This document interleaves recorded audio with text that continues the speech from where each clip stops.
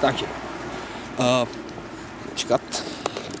Tak, právě procházíme ulicema Vídně, vypadáme jako velký kolektiv lidí, kteří absolutně neví, kam jdou. A čekáme, že uvidíme nějaký zajímavosti.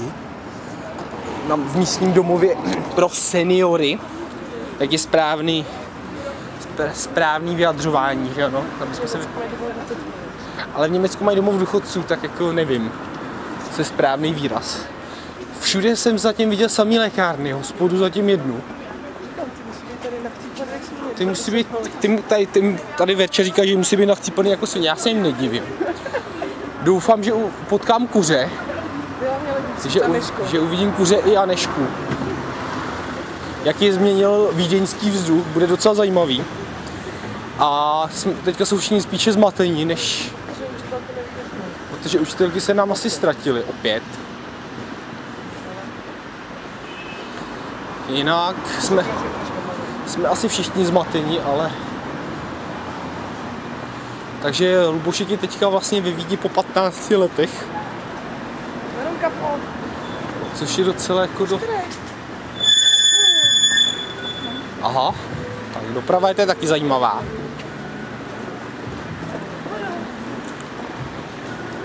Takže uvidíme, co se bude dílet dál.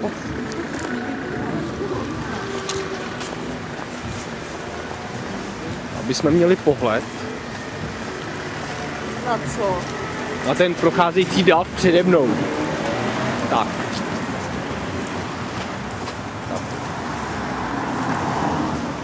A, to známe.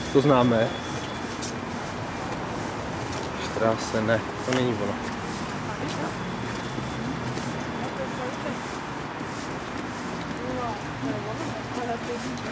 Tak jestli tohle je domov důchodců.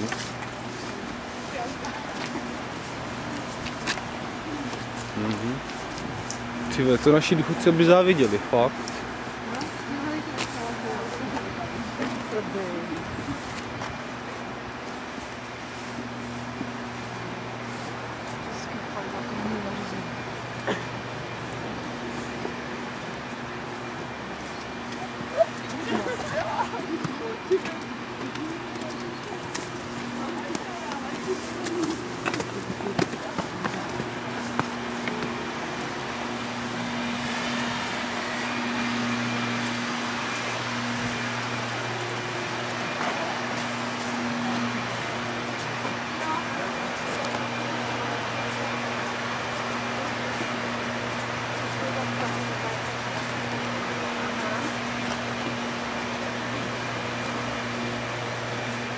Peťa v kontextu s těžce pracujícím vídeňským občanem, ano. Čeká, jeden pracuje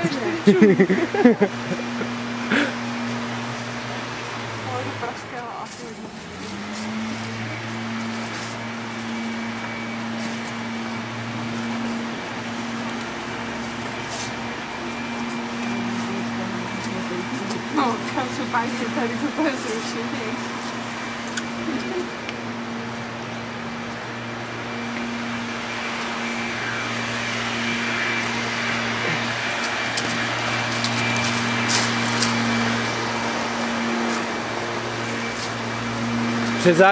Před závodem můžu chodit doma.